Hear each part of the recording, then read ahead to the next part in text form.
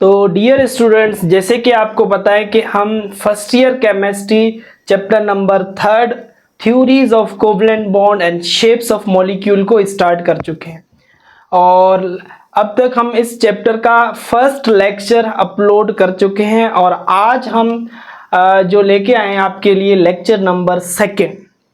और आज के लेक्चर में हमने बात करनी होगी मॉलिक्यूलर ऑर्बिटल थ्योरी के बारे में, जिसे MOT हम कहते हैं। What is molecular orbital theory और इसकी एप्लीकेशंस क्या है उसको देखेंगे। और इस मॉलिक्यूलर ऑर्बिटल थ्योरी को स्टूडेंट्स हम 2 लेक्चर्स के अंदर कंप्लीट करेंगे। तो आज हमारा पार्ट नंबर 1 होगा और कल जो नेक्स्ट लेक्चर आएगा वो होगा हमारा पार्ट नंबर 2। तो इन 2 लेक्चर्स के अंदर हम इस मॉलिक्यूलर ऑर्बिटल थ्योरी के तमाम क्वेश्चंस जो आपके कॉम्पिटिटिव एग्जाम के अंदर पूछे जाते हैं वो सारे सॉल्व आउट हो जाएंगे। ठीक है, जो पार्ट 2 होगा उसमें हम प्रैक्टिस क्वेश्चंस लेके आएंगे आपके लिए और कुछ इंपॉर्टेंट बातें इस थ्योरी के रिगार्डिंग उस पर हम डिस्कशन करेंगे। ठीक है, जो हमारा फर्स्ट लेक्चर था स्टूडेंट्स वो वैलेंस बॉन्ड थ्योरी के बारे में था। ठीक, अब ये समझना बहुत इंपॉर्टेंट होगा कि मॉलिक्यूलर ऑर्बिटल थ्योरी की ज़रूरत क्यों पेश आई या MOT क्यों आगे फॉरवर्ड हुई। तो हमने वैलेंस बॉन्ड थ्योरी जो पढ़ी थी, वैलेंस बॉन्ड थ्योरी में हमने ये कंसेप्ट देखा था। वैलेंस बॉन्ड थ्योरी हमें ये एक्सप्लेन करती है कि कोई भी कोवलेंट बॉन्ड बनता है जब एटॉमिक ऑर्बिटल्स ओवरलैप करते हैं।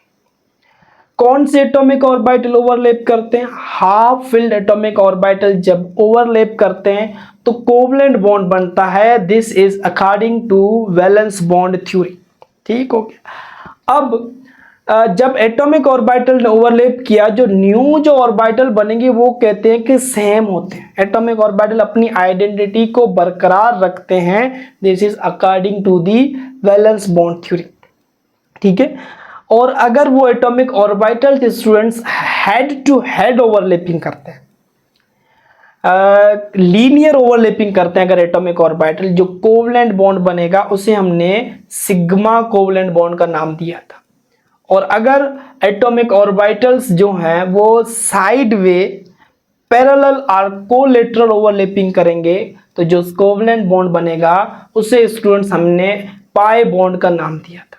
ठीक है, सिग्मा बॉन्ड ऑर्बिटल्स के एटॉमिक ऑर्बिटल के हेड टू हेड ओवरलैपिंग से बनता है और पाई बॉन्ड एटॉमिक ऑर्बिटल के पैरेलल ओवरलैपिंग से बनता है। दूसरा डिफरेंस देखना है स्टूडेंट्स, सिग्मा बॉन्ड जो होता है वो मोर स्टेबल होता है और pi bond is less stable.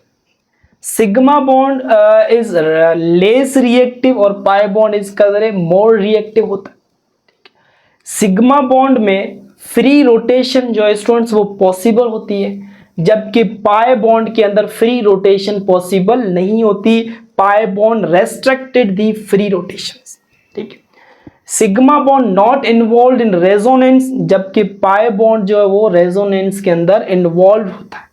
ठीक है, तो ये कुछ डिफरेंशिएट है between sigma bond and pi bond. ठीक है, तो अगर हम बात करें वैलेंस बॉन्ड थ्योरी की, कि वैलेंस बॉन्ड थ्योरी से अगर हम कहें कि आप किसी भी मॉलिक्यूल की स्टेबिलिटी का ऑर्डर बताएं, मॉलिक्यूल की फॉर्मेशन बताएं, मॉलिक्यूल की बॉन्ड ऑर्डर बताएं, मॉलिक्यूल की मैग्नेटिक प्रॉपर्टीज बताएं, तो इन बातों का आंसर जो VBT नहीं दे सकी, इस बातों का आंसर फिर किसने दिया? एक नई थ्योरी पेश की गई जिसे हम कहते हैं मॉलिक्यूलर ऑर्बिटल थ्योरी। उसने इस क्वेश्चन के आंसर दिए।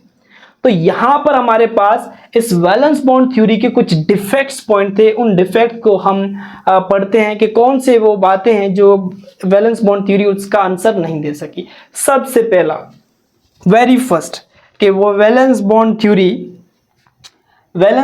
का पहला defect students, valence bond theory fail to explain, मैं इट करके लिखूंगा, इट फेल टू एक्सप्लेन। क्या एक्सप्लेन नहीं कर पाई?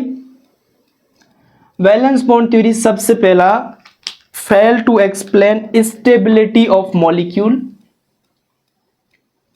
स्टेबिलिटी ऑफ मॉलिक्यूल कब स्टेबल होता है। ठीक है, जैसे मैं आपसे एक क्वेश्चन करूं कि हमारे पास एक मॉलिक्यूल है H2, ठीक है, और दूसरा मॉलिक्यूल है H2+ और अनदर इज H2-1। अब ये 3 हाइड्रोजन के मॉलिक्यूल, इस हाइड्रोजन मॉलिक्यूल की अगर स्टेबिलिटी पूछे वैलेंस बॉन्ड थ्योरी से तो एक्सप्लेन नहीं कर पाई। दूसरा क्या एक्सप्लेन नहीं कर पाई, कैन नॉट एक्सप्लेन और fail to explain the bond order students, के किसी भी मॉलिक्यूल के दरमियान नंबर ऑफ बॉन्ड्स कितने हो सकते हैं। ठीक है, जैसे मैं आपसे पूछूं ऑक्सीजन का बॉन्ड आर्डर क्या है, O2 का बॉन्ड आर्डर बताएं। ठीक है, N2 का बॉन्ड आर्डर बताएं, F2 का बॉन्ड आर्डर बताएं। तो इनके बॉन्ड आर्डर VBT ने एक्सप्लेन नहीं किया। इसके अलावा थर्ड डिफेक्ट्स देखें तो थर्ड जो डिफेक्ट है, valence bond theory fail to explain the magnetic property,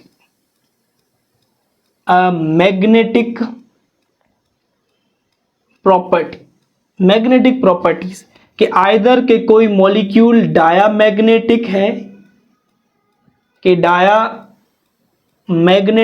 क्या होता है और पैरामैग्नेटिक किस तरीके से डिस्टिंग्विश करें, इस चीज को एक्सप्लेन नहीं कर पाई। ठीक है, यानी कि हम कहें VBT can not explain the paramagnetic nature of oxygen, paramagnetic nature of O2, oxygen की पैरामैग्नेटिक नेचर को एक्सप्लेन नहीं कर पाई। According to VBT students, oxygen जो है वो डायामैग्नेटिक होता है। VBT ने कहा कि ऑक्सीजन डायामैग्नेटिक है। ठीक है, बट एक्चुअली में जो प्रैक्टिकली देखा गया, ऑक्सीजन जो वो के पैरामैग्नेटिक था। अब ये डायामैग्नेटिक क्या है, पैरामैग्नेटिक क्या है, वो स्टूडेंट्स हम इस मोड के अंदर समझते हैं। मॉलिक्यूलर ऑर्बिटल थ्योरी के अंदर मैं आपको समझाता हूं कि what is paramagnetic and diamagnetic. ठीक है, तो इन चीजों को जो है वो वैलेंस बॉन्ड थ्योरी एक्सप्लेन नहीं कर पाई। And other defects according to students, valence bond theory के हिसाब से इलेक्ट्रॉन जो है वो लोकलाइज्ड इन स्पेसिफिक लोकेशन, कि इलेक्ट्रॉन एक ही जगह पे किसी खास स्पेस के अंदर localised, but in practically electron is a delocalised. तो can not explain the delocalisation of electron in a molecule, किसी भी मॉलिक्यूल के अंदर इलेक्ट्रॉन की डीलोकलाइजेशन को भी एक्सप्लेन नहीं कर पाए। तो हम कहेंगे it fail to explain the delocalization of electrons in a molecule। तो ये भी स्टूडेंट्स एक defect. And it also fail to explain the valencies of carbon, boron, beryllium, इनकी वैलेंसी भी यानी कि सेटिस्फाई नहीं कर पाई। तो ये कुछ डिफेक्ट्स हैं वैलेंस बॉन्ड थ्योरी के। इन डिफेक्ट्स के जो आंसर है वो हमें मॉलिक्यूलर ऑर्बिटल थ्योरी के अंदर मिल जाएंगे। ठीक है, अब स्टूडेंट बात करते हैं मॉलिक्यूलर ऑर्बिटल थ्योरी की। तो सबसे पहला मैं यहां पर पॉइंट लिखूंगा कि molecular orbital theory it explain how a molecule behave after its formation। very most important sentence है स्टूडेंट, तवज्जो फरमाएं। मॉलिक्यूलर ऑर्बिटल थ्योरी जो है ये एक्सप्लेन करती है कि how a molecule behave after it's formation. जब मॉलिक्यूल की फॉर्मेशन हो जाती है मॉलिक्यूल, तो वो किस तरीके से बिहेव करेगा, उसके बॉन्ड आर्डर क्या होगा, उसकी स्टेबिलिटी क्या होगी, उसकी बॉन्ड लेंथ क्या होगी, ये कंप्लीट इंफॉर्मेशन जो मॉलिक्यूल के बारे में हम मॉलिक्यूलर ऑर्बिटल थ्योरी से ऑब्टेन करते हैं। यानी कि सिंपली अगर मैं एक वर्ड कहूं तो molecular orbital theory tells us about the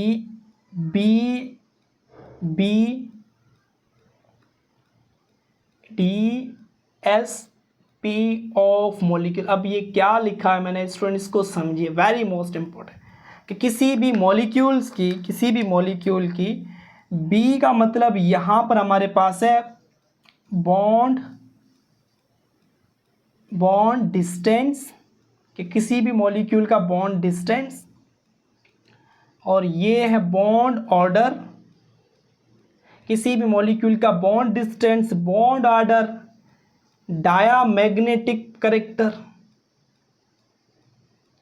diamagnetic effect, paramagnetic effect, P for paramagnetic effect, या फिर स्टूडेंट स्टेबिलिटी ऑफ मॉलिक्यूल। तो किसी भी मॉलिक्यूल की बी बॉन्ड ऑर्डर, बॉन्ड डिस्टेंस या बॉन्ड लेंथ के स्टेबिलिटी, पैरामैग्नेटिक, डायामैग्नेटिक मॉलिक्यूल्स के बारे में कंप्लीट इंफॉर्मेशन जो हमें मॉलिक्यूलर ऑर्बिटल थ्योरी बताती है। ठीक है, तो अब ये मॉलिक्यूलर ऑर्बिटल थ्योरी किसने पेश की? तो दो साइंटिस्ट हैं हमारे पास, उन्होंने ये मॉलिक्यूलर ऑर्बिटल थ्योरी दी थी। तो इन दो साइंटिस्ट के जो नाम हैं, molecular orbital theory was presented by Hund and Mulliken scientist. और कब दी स्टूडेंट्स? इन 1927 में ये थ्योरी पेश की थी। ठीक है, और अब स्टूडेंट्स हम इस थ्योरी के मेन पॉइंट्स या जिसे हम कहते हैं पोस्टुलेट्स, उसको डिस्कस करते हैं। Main points of molecular orbital theory are आपके postulates of molecular orbital theory. तो very first point, according to molecular orbital theory, molecular orbital theory ये कहती है कि एटॉमिक ऑर्बिटल्स, जिसे मैं ओ से लिख रहा हूँ, एटॉमिक ऑर्बिटल शॉर्ट फॉर्म में, एटॉमिक ऑर्बिटल्स आपस में ओवरलैप करते हैं। एटॉमिक ऑर्बिटल्स की क्या होती है students? Overlapped. Atomic orbital overlaps to give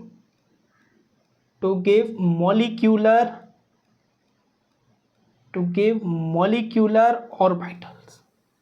ठीक है, मेन पॉइंट्स इज दैट के MOT ये कहती है कि जब एटॉमिक ऑर्बिटल्स आपस में ओवरलैप होंगे तो हमें नए ऑर्बिटल्स मिलते हैं, जिसे हम कहते हैं molecular orbitals.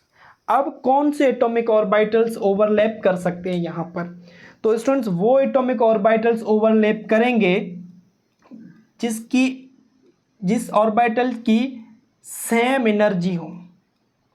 The atomic orbital which have same energy, या फिर नियरली सेम एनर्जी। वो एटॉमिक ऑर्बिटल जिनकी एनर्जी सेम है या फिर नियरली सेम है, वो एटॉमिक ऑर्बिटल्स ओवरलैप करेंगे और मॉलिक्यूलर ऑर्बिटल्स मिलते हैं हमें। ठीक है, एनर्जी भी सेम हो और दूसरा उन एटॉमिक ऑर्बिटल्स के पास प्रॉपर सिमेट्री भी हो। ठीक है, the atomic orbitals which have proper symmetry and same energy overlapped to form new orbitals known as molecular orbitals. ठीक है, जिसे हम कहेंगे molecular orbitals.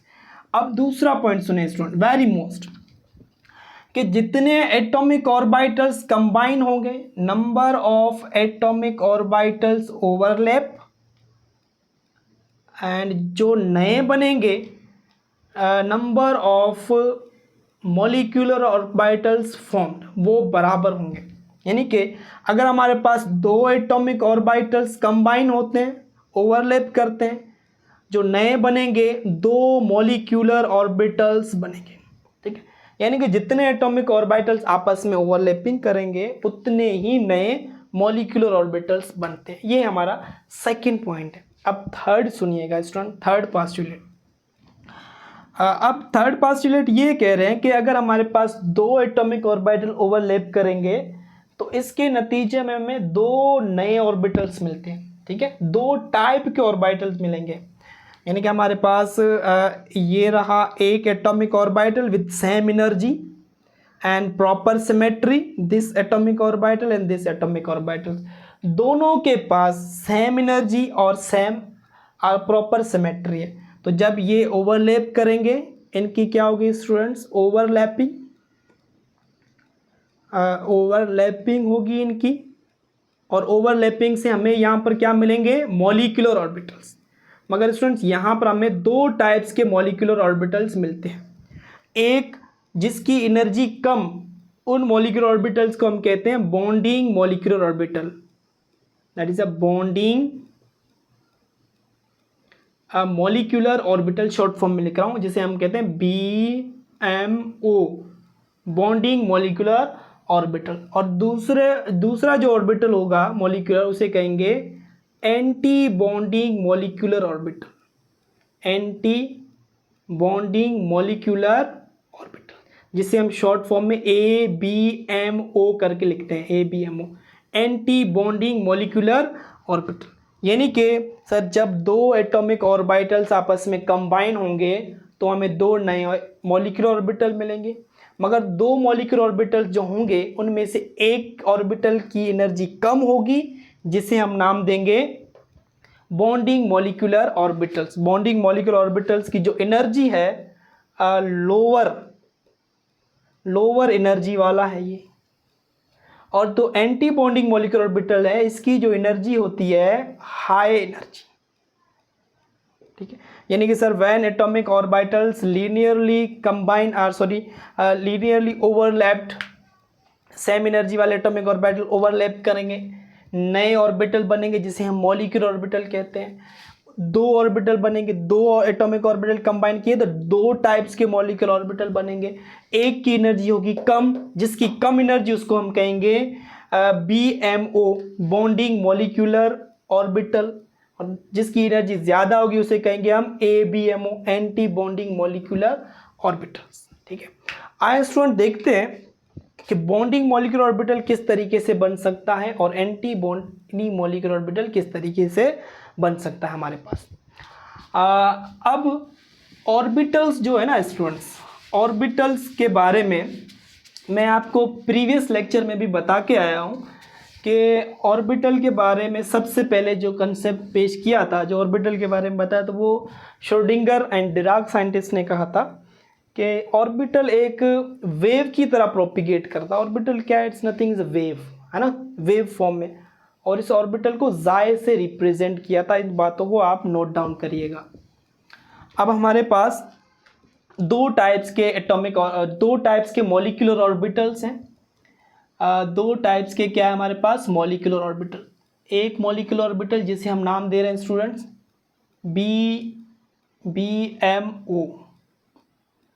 BMO, this is a BMO और this is a ABMO, BMO।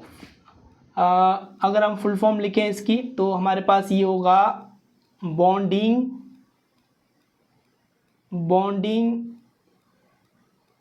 Molecular orbital. ठीक है, bonding molecular orbital. चलो ठीक है, ये तो हमारे पास इसकी फुल फॉर्म हो गई। अब ये जो बॉन्डिंग मॉलिक्यूलर ऑर्बिटल जो होता है स्टूडेंट्स, इसकी एनर्जी की बात करें तो इट हैज़ लो एनर्जी।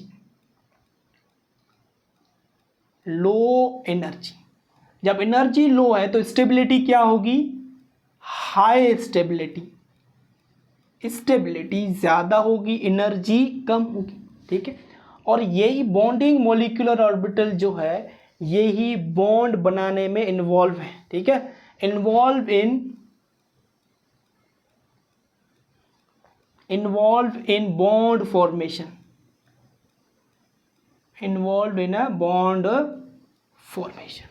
ठीक। और दूसरा, बॉन्डिंग मॉलिक्यूलर ऑर्बिटल जब बनता है तो इसके दरमियान जो इलेक्ट्रॉन डेंसिटी होती है वो इनके न्यूक्लियर एक्सिस के दरमियान होगी। ठीक है स्टूडेंट्स, ये भी पॉइंट। अब ये बॉन्डिंग मॉलिक्यूलर ऑर्बिटल बनता किस तरीके से है, तो अब देखिए हमारे पास दो एटॉमिक ऑर्बिटल्स ले रहा हूँ। अब एटॉमिक ऑर्बिटल्स हमारे पास वेव फॉर्म में होते हैं।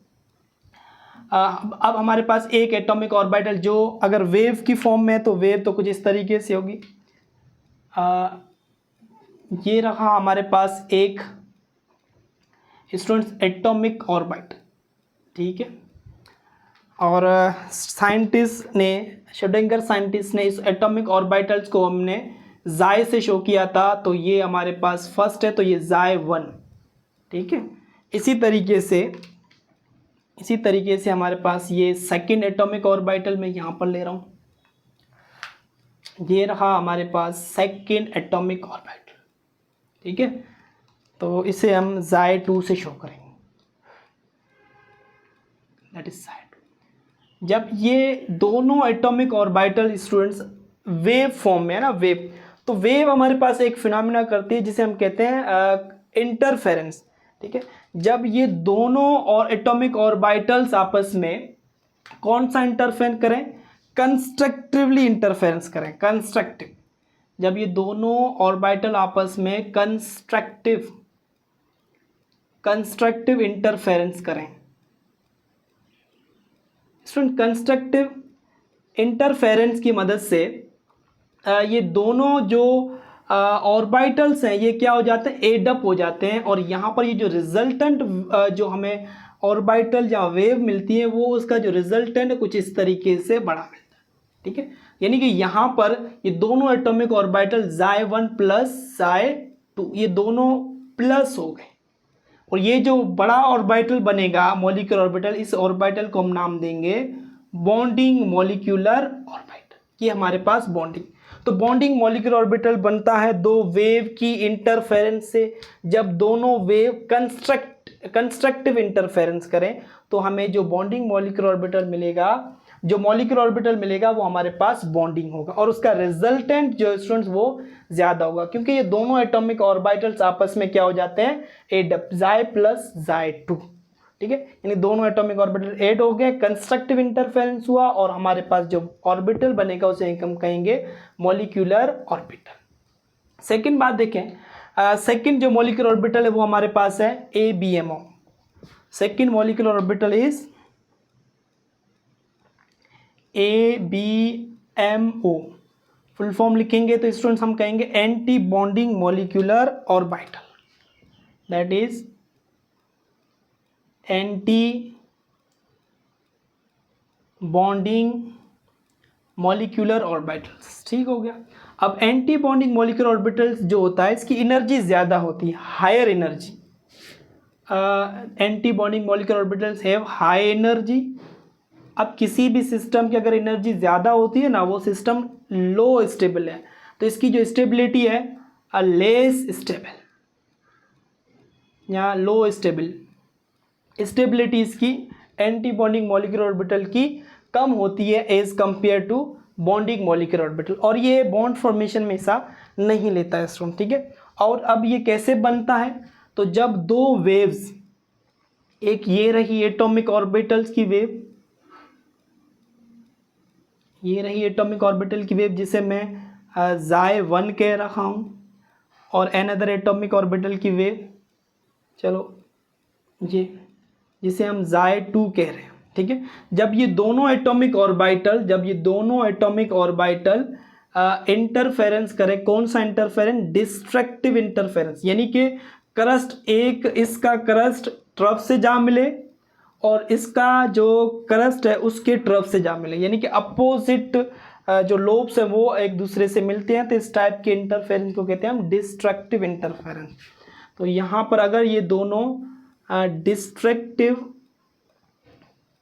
डिस्ट्रक्टिव इंटरफेरेंस अगर कर रही हैं दोनों वेव्स, तो यानी कि इस डिस्ट्रक्टिव इंटरफेरेंस का मतलब ये है कि Xi1 माइनस Xi2। ठीक है, ये एटॉमिक ऑर्बिटल इस एटॉमिक ऑर्बिटल से माइनस हो जाएगा, ये क्रस्ट इसके ट्रफ को माइनस कर देगा। ठीक है, और ये ट्रफ इसके क्रस्ट को माइनस कर देगा, तो रिजल्टेंट में यहाँ पर हमारे पास कोई वेव नहीं बनेंगे। ठीक है, अब इस टाइप का जो ऑर्बिटल बनेगा मॉलिक्यूलर ऑर्बिटल, उसे हम नाम देंगे कि this is the anti bonding molecular orbital, anti bonding molecular orbital. तो ये दो टाइप्स के हमारे पास ऑर्बिटल्स होते हैं। अगर एटॉमिक ऑर्बिटल्स जो हैं वो कंस्ट्रक्टिव इंटरफेरेंस करते हैं तो जो मॉलिक्यूलर ऑर्बिटल होगा उसे हम बॉन्डिंग मॉलिक्यूलर ऑर्बिटल कहेंगे, और अगर एटॉमिक ऑर्बिटल डिस्ट्रक्टिव इंटरफेरेंस करते हैं तो हमारे पास जो ऑर्बिटल बनेगा उसे हम कहेंगे एंटी बॉन्डिंग मॉलिक्यूलर ऑर्बिटल। ठीक है, पॉइंट नंबर थर्ड। अब इस थ्योरी का जो पॉइंट है फोर्थ पोस्टुलेट उसको डिस्कस करते हैं।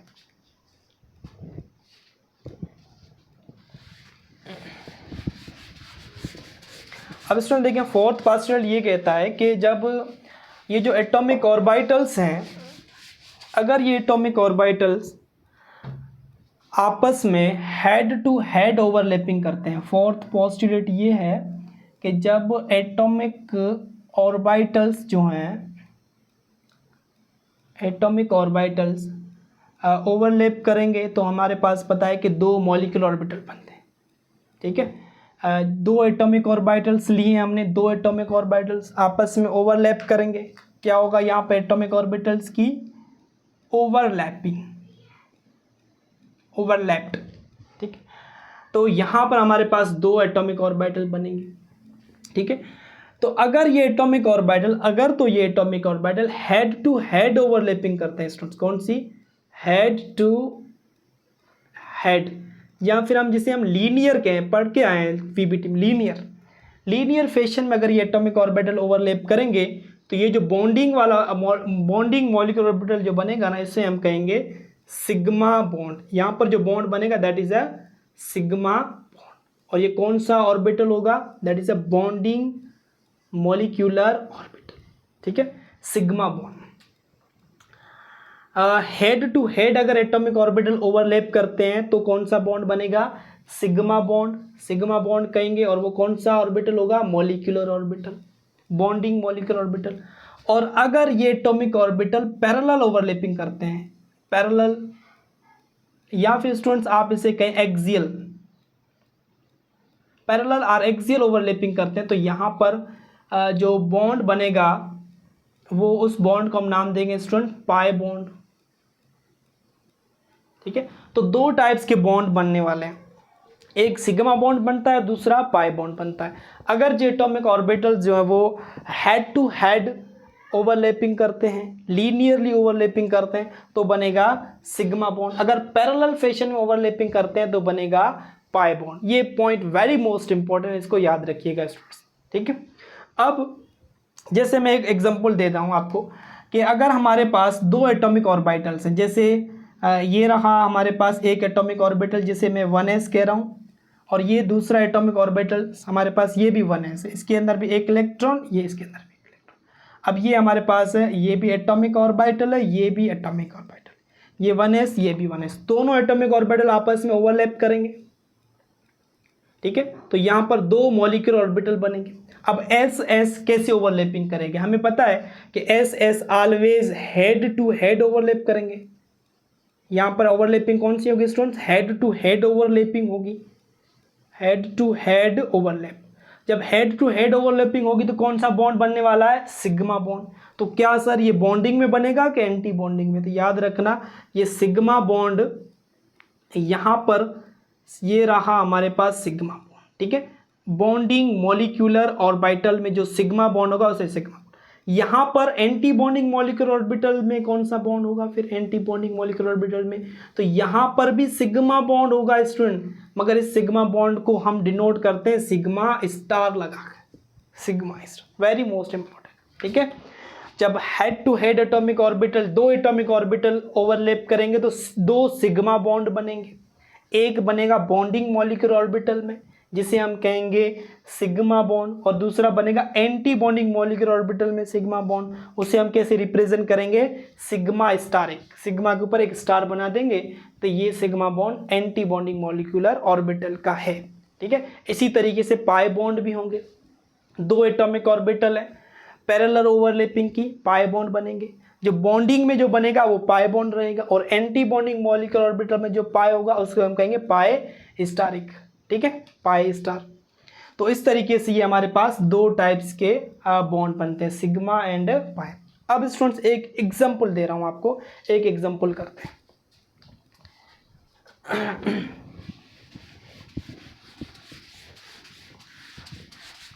जैसे यहां पर हमने 1s को लिया, सही। अगर मैं दो एटॉमिक ऑर्बिटल ले रहा हूं, p एटॉमिक ऑर्बिटल्स, ठीक है। तो अब हमारे पास सपोज करो सेकंड एग्जांपल दे रहा हूं यहां पर कि ये हमारे पास py 2py एक एटम का, ये 2py अनदर एटम का, ठीक है, एक एक इलेक्ट्रॉन जहाँ, ठीक है। इस तरीके से भी 2py तो इसका 2py या दो दो इलेक्ट्रॉन्स भी होते हैं इसमें, तो हमारे पास पता है ना फुलफिल्ड एटॉमिक ऑर्बिटल्स भी हो सकते हैं और हाफ फिल्ड एटॉमिक ऑर्बिटल भी ओवरलैप कर सकते हैं। तो ये दोनों आपस में एटॉमिक ऑर्बिटल ओवरलैप करेंगे तो हमारे पास दो नए मॉलिक्यूलर ऑर्बिटल बनेंगे, एक को हमने बॉन्डिंग का नाम दिया और दूसरे को एंटी बॉन्डिंग का, ठीक है। जो बॉन्डिंग में बनेगा हमारे पास यहाँ से ये कुछ इस तरीके से बन जाएगा स्टूडेंट हमारे पास,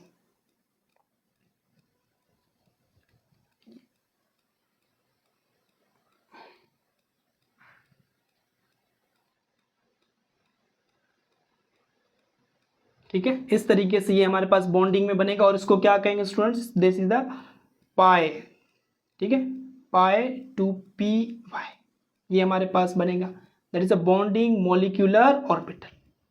पाई बॉन्ड बना क्योंकि पैरेलल ओवरलैपिंग होगी यहाँ पर स्टूडेंट्स, एक्सियल ओवरलैपिंग होगी, तो इस वजह से ये बन गया हमारे पास पाई बॉन्ड। ठीक है, यहाँ पर भी पाई बनेगा, मगर यहाँ पर एंटी बॉन्डिंग में जो होगी वो डिस्ट्रक्टिव इंटरफेरेंस होगा, जिसकी वजह से जो हमारे पास पी ऑर्बिटल्स जो बनते हैं वो कुछ इस तरीके से स्टूडेंट बनते हैं। ठीक है, तो यहाँ पर इलेक्ट्रॉन डेंसिटी जो है वो जीरो इलेक्ट्रॉन डेंसिटी होती है। ऐसा प्लेन जहां पर जीरो इलेक्ट्रॉन डेंसिटी हो उसे हम कहते हैं स्टूडेंट नोडल प्लेन। तो ये हमारे पास नोडल प्लेन और नोडल सरफेस है, और ये कौन सा पाई बॉन्ड कहलाएगा, this is a pi asterisk 2p y, यहां पर स्टार लगा दें। ठीक, तो ये हमारे पास पाई की एग्जांपल होगी। तो जब 2p y दो हमारे पास एटॉमिक ऑर्बिटल ओवरलैप किया एक्सिली, तो हमारे पास दो पाई बॉन्ड बनेंगे। एक बनेगा पाई 2p y bonding molecular orbital का, दूसरा बनेगा एंटी बॉन्डिंग मॉलिक्यूलर ऑर्बिटल में, जिसे हम कहेंगे पाई स्टारिक 2p y। ठीक है, ये दोनों मॉलिक्यूलर ऑर्बिटल्स हैं। ठीक है, ये पाई बॉन्डिंग मॉलिक्यूलर ऑर्बिटल है, ये पाई स्टारिक एंटी बॉन्डिंग मॉलिक्यूलर ऑर्बिटल है। ठीक हो गया। अब एक लास्ट मोस्ट इंपॉर्टेंट पॉइंट कि ये जो MOT है ना स्टूडेंट्स, मोट जिसे कहते हैं, MOT में मोट लिख रहा हूं, वेरी बेस्ट टू प्रिडिक्ट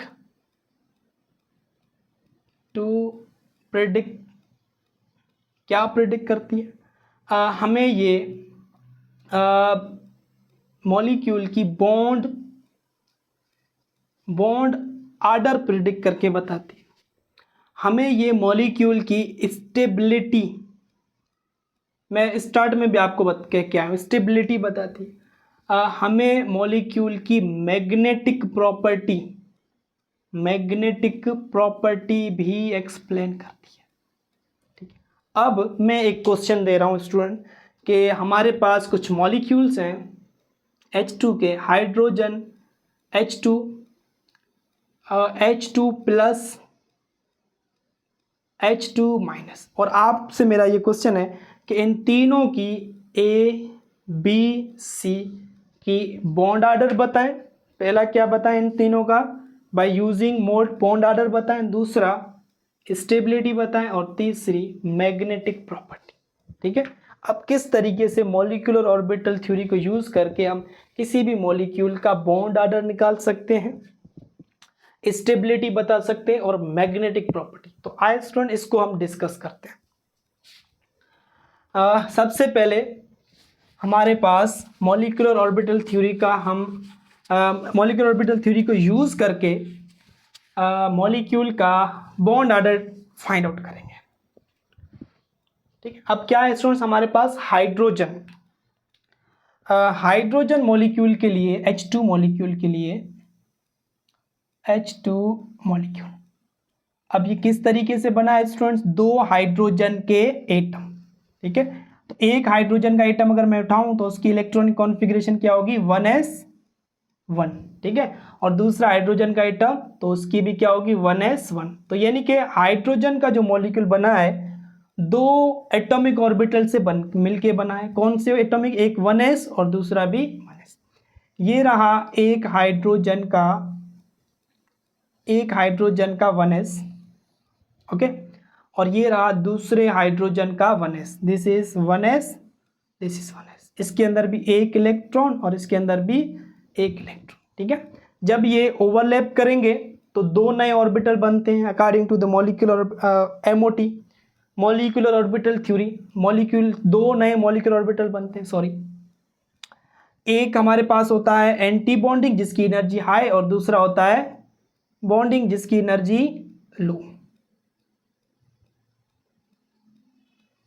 ठीक होगा, कुछ इस तरीके से डायग्राम। अब दो इलेक्ट्रॉन्स हैं स्टूडेंट, ये हमारे पास कौन सा है, this is a bonding molecular orbitals, और this is anti bonding molecular orbital. ठीक है, एंटी बॉन्डिंग मॉलिक्यूलर ऑर्बिटल। अब दो इलेक्ट्रॉन्स हैं, अब ये दोनों इलेक्ट्रॉन बॉन्डिंग मॉलिक्यूलर में फिल किए जाएं कि एंटी बॉन्डिंग में? तो याद रखना स्टूडेंट्स, मॉलिक्यूलर ऑर्बिटल्स में, ये क्या है, मॉलिक्यूलर ऑर्बिटल्स में, मॉलिक्यूलर ऑर्बिटल्स में इलेक्ट्रॉनिक कॉन्फ़िगरेशन की जाती है। मैं यहाँ पर लिख रहा हूँ कि मॉलिक्यूलर ऑर्बिटल्स में इलेक्ट्रॉनिक कॉन्फ़िगरेशन जो है, electronic configuration is carried out by, कौन से रूल है वहाँ पर, Aufbau principle, by using Pauli's principle और बाय यूजिंग हंट्स रूल। ये तीन जो रूल हम पढ़ के आए इलेक्ट्रॉनिक कॉन्फ़िगरेशन में, n+l को छोड़ के student, Aufbau, Pauli and Hund's rule, इन तीनों रूल को इस्तेमाल करके मॉलिक्यूलर ऑर्बिटल्स के अंदर इलेक्ट्रॉन की फिलिंग की जाती। ऑफ-बाउ प्रिंसिपल क्या कहता था, यही कि वो ऑर्बिटल फिल करें जिसकी एनर्जी कम हो। तो बॉन्डिंग मॉलिक्यूलर ऑर्बिटल की एनर्जी कम है कि एंटी बॉन्डिंग की? तो बॉन्डिंग की कम है। ठीक है, तो इलेक्ट्रॉन किस में आएगा, इलेक्ट्रॉन किस में आएगा, बॉन्डिंग में, क्योंकि इसकी एनर्जी कम है, लोअर एनर्जी, लोअर एनर्जी। ठीक हो गया स्टूडेंट्स। अब पाली कहता था किसी भी दो ऑर्बिटल के अंदर कोई भी ऑर्बिटल जो दो इलेक्ट्रॉन अकोमोडेट कर सकता है और विथ अपोजिट स्पिन, तो इसके अंदर ये दूसरा इलेक्ट्रॉन विथ अपोजिट स्पिन आ गया। दोनों इलेक्ट्रॉन थे इसमें अकोमोडेट हो गए, इसमें कोई इलेक्ट्रॉन नहीं। ठीक है, अब इस हाइड्रोजन का H2 का बॉन्ड आर्डर बताएं। तो स्टूडेंट्स बॉन्ड आर्डर के लिए मैं यहाँ पर bond order, what is bond order, bond order का मतलब क्या है ये तो समझे ना पहले।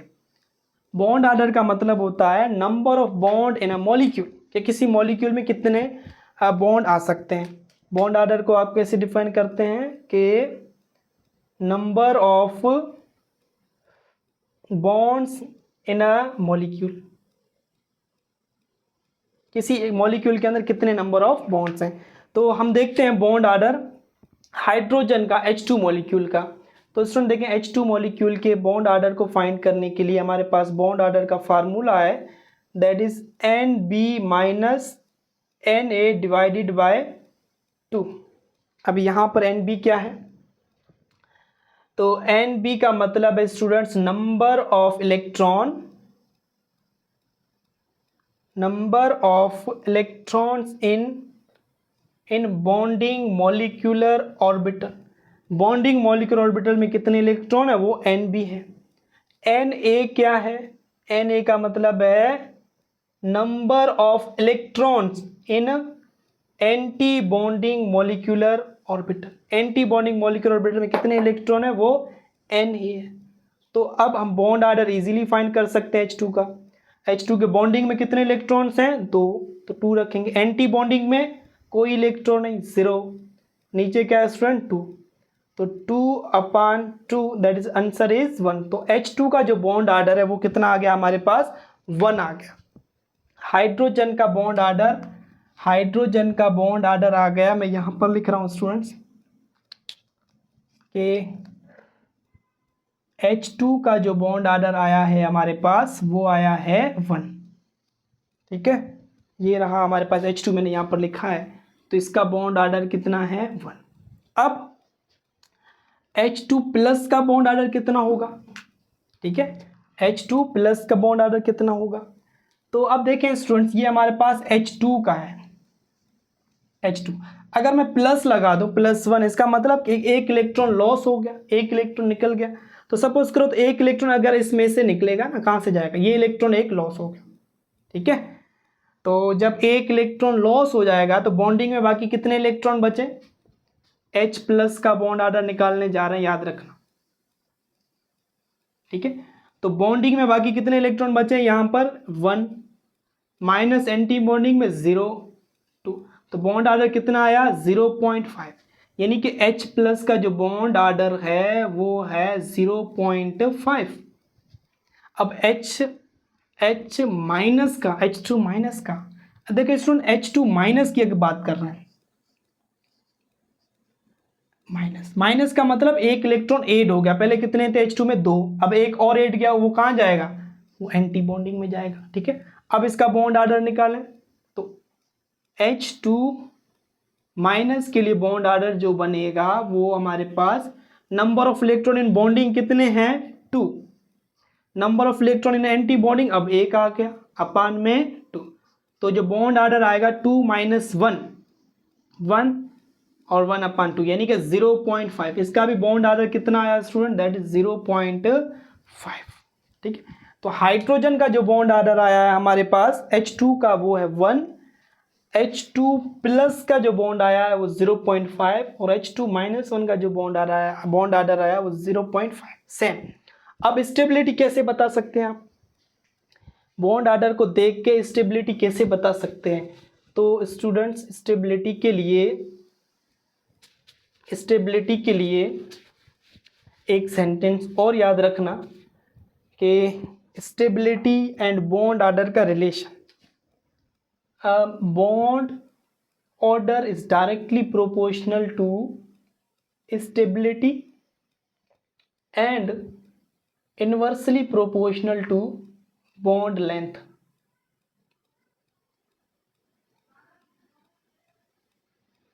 ठीक है, बॉन्ड ऑर्डर डायरेक्टली प्रोपोर्शनल है स्टेबिलिटी के, ठीक है, और इनवर्सली प्रोपोर्शनल है bond order with bond length के। सही है, अब स्टेबिलिटी बताओ, हमारे पास H2 जिसका बॉन्ड ऑर्डर है हमारे पास 1, H2 प्लस जिसका बॉन्ड ऑर्डर है 0.5, H2 माइनस इसका बॉन्ड ऑर्डर 0.5। ठीक है, तो बॉन्ड ऑर्डर जिसका ज़्यादा होगा उसकी स्टेबिलिटी ज़्यादा। तो मैं यहाँ से सबसे पहले तो आपसे पूछी स्टेबिलिटी ऑर्डर रहा हूँ, स्टेबिलिटी ऑर्डर पूछ रहा हूँ। ठीक है, तो हम इसको A कह देते हैं, इसको B और इसको C। तो स्टेबिलिटी ऑर्डर सबसे ज्यादा किसका होगा, A का, क्योंकि बॉन्ड ऑर्डर इसका ज्यादा। अब उसके बाद B और C में देखें, इसका भी 0.5 इसका भी 0.5, तो अब स्टेबिलिटी किसकी ज्यादा होगी। तो यहाँ पे आप देखें कि किसके एंटी बॉन्डिंग मॉलिक्यूलर ऑर्बिटल में इलेक्ट्रॉन है, जिसके एंटी बॉन्डिंग मॉलिक्यूलर ऑर्बिटल में इलेक्ट्रॉन होगा वो लेस स्टेबल है, जिसके एंटी बॉन्डिंग मॉलिक्यूलर ऑर्बिटल में इलेक्ट्रॉन नहीं होगा वो मोर स्टेबल है। तो H प्लस के केस में एंटी बॉन्डिंग मॉलिक्यूलर ऑर्बिटल के अंदर कोई इलेक्ट्रॉन नहीं होता, मगर H2 माइनस के अंदर एक इलेक्ट्रॉन मौजूद है, तो ये लेस स्टेबल हुआ। तो H2 is a less stable, ये less H2 minus less stable है मगर ये मोर स्टेबल। तो A greater than B, B greater than C। ठीक है, यानी कि H2 more stable than H plus 2 और H plus 2 is more stable than H minus 2। ये हमारे पास हो जाएगा स्टूडेंट स्टेबिलिटी ऑर्डर। अब बॉन्ड लेंथ बताएं, तो बॉन्ड लेंथ, बॉन्ड ऑर्डर जिसका ज्यादा उसकी बॉन्ड लेंथ कम, क्योंकि बॉन्ड लेंथ और बॉन्ड ऑर्डर अब इनवर्स में, तो इसका मतलब ये हुआ कि इसका रिवर्स कर दो स्टूडेंट्स। बॉन्ड लेंथ के लिए bond length inverse with bond order, तो बॉन्ड ऑर्डर सबसे ज्यादा किसका, ए का, तो ए की जो बॉन्ड ऑर्डर ए का ज्यादा है तो इसकी बॉन्ड लेंथ सबसे कम, ए की बॉन्ड लेंथ कम है, किससे कम होगी, बी से। बी की कम है किससे स्टूडेंट, सी से। ठीक है, यानी कि H2 की जो बॉन्ड लेंथ है वो कम है किससे, H प्लस 2 से, और इसकी बॉन्ड लेंथ कम है H2 माइनस। तो इस तरीके से आप बॉन्ड लेंथ भी निकाल सकते हैं। अब last property that is magnetic property, कि कौन सा जो सबस्टेंस है वो पैरामैग्नेटिक है और डायमैग्नेटिक। ठीक है, इसको देखना है। तो अब सबसे पहले हमें पता होना चाहिए स्टूडेंट्स कि पैरामैग्नेटिक क्या होता है और डायमैग्नेटिक क्या होता है।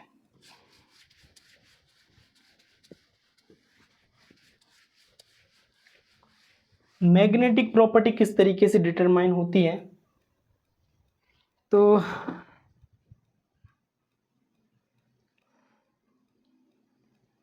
मैग्नेटिक प्रॉपर्टी का मतलब होता है कि कोई भी सबस्टेंस या कोई स्पीशीज का मतलब यहाँ पर मेरा मॉलिक्यूल और आयंस है कि वो मैग्नेटिक फील्ड में अट्रैक्शन और रिपल्शन शो कर रहा है, तो इस mean it has magnetic property. तो मैग्नेटिक प्रॉपर्टीज दो टाइप्स की होती हैं, एक तो जिसे हम कहते हैं पैरामैग्नेटिक स्टूडेंट्स, पैरामैग्नेटिक। अब पैरामैग्नेटिक का मतलब क्या होता है? पैरा वर्ड का मतलब जो है स्टूडेंट, पैरा वर्ड पैरम में से निकला गया, और इस पैरा वर्ड का मतलब होता है अट्रैक्शन। पैरा वर्ड का मतलब क्या होता है? अट्रैक्शन। अगर कोई स्पीशी का मतलब कोई मॉलिक्यूल या फिर आयन मैग्नेटिक फील्ड में अट्रैक्शन शो करता है, तो उस मॉलिक्यूल को आप कहेंगे this molecule is a paramagnetic molecule. ठीक है, कोई मॉलिक्यूल मैग्नेटिक फील्ड में अट्रैक्शन करता है, अट्रैक्शन शो करता है, तो इस मीन दिस मॉलिक्यूल और आयन इज अ पैरामैग्नेटिक। और ये पैरामैग्नेटिक क्यों होती, किसकी वजह से मॉलिक्यूल जो है वो अट्रैक्शन शो करता है? तो याद रखिएगा स्टूडेंट्स, वो ऑर्बिटल्स या वो मॉलिक्यूल जिसके ऑर्बिटल के अंदर एक इलेक्ट्रॉन हो, तो पैरामैग्नेट के लिए क्या होता है? Orbital must be unpair. ठीक है, अनपेयर्ड इलेक्ट्रॉन कि ऑर्बिटल के अंदर अनपेयर्ड इलेक्ट्रॉन होगा, किसी मॉलिक्यूल के पास अनपेयर्ड इलेक्ट्रॉन मौजूद है ऑर्बिटल के अंदर, तो वो पैरामैग्नेटिक होता है। ऐसा क्यों? ऐसा मैं जब क्वांटम नंबर आपको पढ़ाया था ना, स्पिन क्वांटम नंबर, तब बताया था कि ये इलेक्ट्रॉन जो ना एक सिंगल इलेक्ट्रॉन है, तो ये स्पिन करता है और ये सेल्फ रोटेशन करता है। सेल्फ रोटेशन की वजह से, अपनी एक्सिस में रोटेशन की वजह से इसके अराउंड ना यहाँ पर ये मैग्नेटिक फील्ड क्रिएट होती है। क्या क्रिएट करता है? ये मैग्नेटिक फील्ड क्रिएट करता है, जिसका नॉर्थ ऊपर और साउथ नीचे। अब ये इलेक्ट्रॉन ने क्या क्रिएट कर दी? Magnetic field. अब इसको किसी मैग्नेटिक फील्ड में रखेंगे तो ये क्या शो करेगा? अट्रैक्शन शो करेगा। इसी वजह से इस मॉलिक्यूल को फिर क्या कह देंगे आप? Paramagnetic molecule. तो सिंपली पैरामैग्नेटिक मॉलिक्यूल वो मॉलिक्यूल्स होते हैं जिनके पास अनपेयर्ड इलेक्ट्रॉन मौजूद हो, सिंगल इलेक्ट्रॉन इन ऑर्बिटल के अंदर मौजूद हो, और वो मैग्नेटिक फील्ड में क्या शो करते हैं? वो मैग्नेटिक फील्ड में स्टूडेंट अट्रैक्शन करते हैं। दूसरी मैग्नेटिक प्रॉपर्टी होती है जिसे हम कहते हैं स्टूडेंट डायामैग्नेटिक। डाया वर्ड का मतलब यहां पर होता है रिपल्जन, यानी कि ऐसे atoms or ions, molecule or ion जो मैग्नेटिक फील्ड में क्या स्टूडेंट? मैग्नेटिक फील्ड में रिपल्जन काज करे। क्या करे? मैग्नेटिक फील्ड में repulsion. The molecule or ion in magnetic field cause repulsion, such molecule is known as diamagnetic. कौन से मॉलिक्यूल डायामैग्नेटिक होते हैं? तो वो मॉलिक्यूल जिनके पास पेयर्ड इलेक्ट्रॉन मौजूद है ऑर्बिटल के अंदर। सारे इलेक्ट्रॉन कैसे मौजूद हैं? Paired electron. तो डायामैग्नेट होने के लिए इलेक्ट्रॉन कैसे होने चाहिए? Electron should be in a paired form. अगर किसी मॉलिक्यूल के पास इलेक्ट्रॉन पेयर्ड फॉर्म में है तो वो डायामैग्नेटिक, अगर अनपेयर्ड में है तो वो पैरामैग्नेटिक। पैरामैग्नेटिक मैग्नेटिक फील्ड में अट्रैक्शन शो करते हैं, डायामैग्नेटिक मैग्नेटिक फील्ड में रिपल्जन शो करते हैं। इस पॉइंट को नोट करिएगा। ठीक है स्टूडेंट, अब हम बात करते हैं कि हमारे पास H2+1 और H2-1 ये पैरामैग्नेटिक डायमैग्नेटिक कौन है? ठीक है, इसको देखते हैं। तो मैं सारा यहाँ से रिमूव कर दूँ स्टूडेंट्स। हम मैग्नेटिक प्रॉपर्टीज फाइंड करते हैं। बॉन्ड ऑर्डर देख लिया हमने, स्टेबिलिटी देख ली। बॉन्ड ऑर्डर और स्टेबिलिटी हमने देख ली थी किसकी? हमने बॉन्ड ऑर्डर देख लिया था H2 का, H2+ और H2-। अब हमने इनकी जाननी है कि ये पैरामैग्नेटिक है, डायामैग्नेटिक है कि क्या है ये, हमने यानी कि मैग्नेटिक प्रॉपर्टी देखनी है। मैग्नेटिक प्रॉपर्टी के लिए स्टूडेंट हमें इनका मॉलिक्यूलर ऑर्बिटल डायग्राम यानी कि आना चाहिए। जैसे अगर मैं H2 की बात करूं तो H2 का एक हाइड्रोजन का ऑर्बिटल, ये दूसरे हाइड्रोजन का ऑर्बिटल। ठीक है, इस तरीके से इसका मॉलिक्यूलर ऑर्बिटल डायग्राम बन जाएगा स्टूडेंट। ठीक है, ये 1s, ये भी 1s। ठीक है, एक इलेक्ट्रॉन इस हाइड्रोजन के पास, एक इलेक्ट्रॉन इस हाइड्रोजन के पास। ये बना बॉन्डिंग मॉलिक्यूलर ऑर्बिटल और ये बना students anti bonding molecular orbital. ठीक है, तो दोनों इलेक्ट्रॉन अकॉर्डिंग टू अफबाव प्रिंसिपल किसके अंदर आएंगे, ये आ गए इसके अंदर। ठीक है, बॉन्डिंग मॉलिक्यूलर ऑर्बिटल के अंदर आ गए। अब एंटी बॉन्डिंग के अंदर कोई इलेक्ट्रॉन नहीं। ठीक हो गया। अब आप देखें स्टूडेंट्स, अब मॉलिक्यूलर ऑर्बिटल में सारे इलेक्ट्रॉन कैसे हैं, पेयर्ड इलेक्ट्रॉन है। ठीक है, तो हमने अभी पढ़ा है कि अगर किसी ऑर्बिटल के पास, मॉलिक्यूलर ऑर्बिटल के पास पेयर्ड इलेक्ट्रॉन होंगे तो वो कैसा मॉलिक्यूल होगा, वो डायामैग्नेटिक होगा। इसका मतलब H2 इज अ डायामैग्नेटिक। ठीक है, it cause repulsion in a magnetic field. अब बात करें H प्लस की, H2 प्लस की, तो आप देखें दो एटॉमिक ऑर्बिटल्स, ये हमारे पास एक 1s और ये दैट इज 1s, ये 1s, दोनों कंबाइन होंगे, दो मॉलिक्यूलर ऑर्बिटल बनाएंगे, ये भी इस तरीके से एंटी बॉन्डिंग, ये बनना हमारे पास, ये बना बॉन्डिंग मॉलिक्यूलर ऑर्बिटल, ये बनेगा students anti bonding molecular orbital. अब H प्लस है यानी कि एक इलेक्ट्रॉन लॉस कर गया इस मॉलिक्यूल ने वैसे।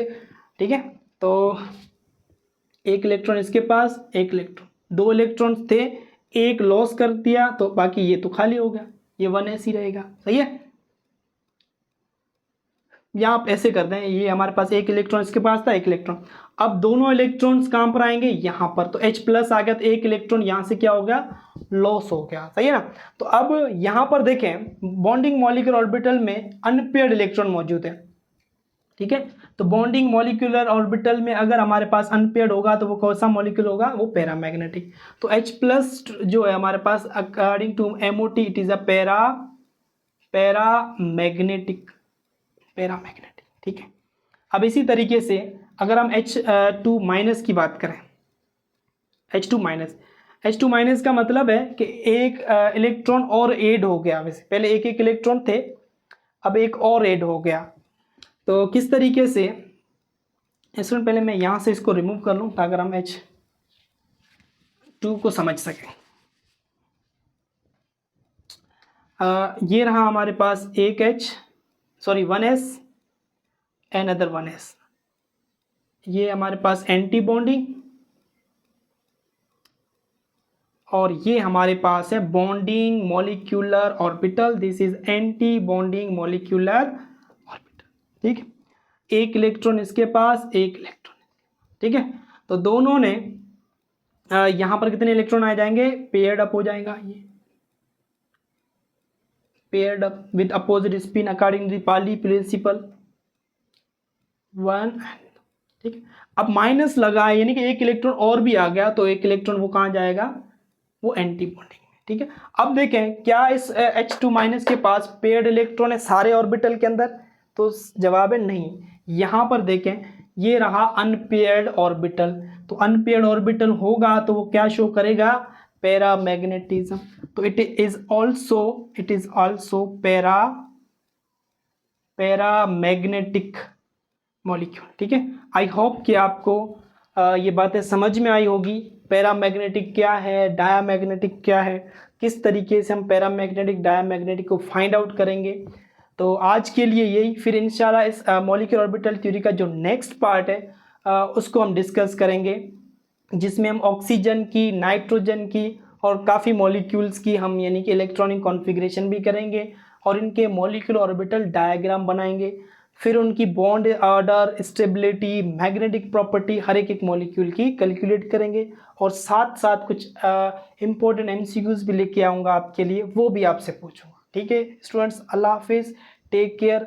और अगर ये लेक्चर आपको अच्छा लगे तो लाइक, सब्सक्राइब और शेयर कीजिएगा, और अपना ख्याल रखें और स्टडी करते रहें। थैंक यू, अल्लाह हाफिज़।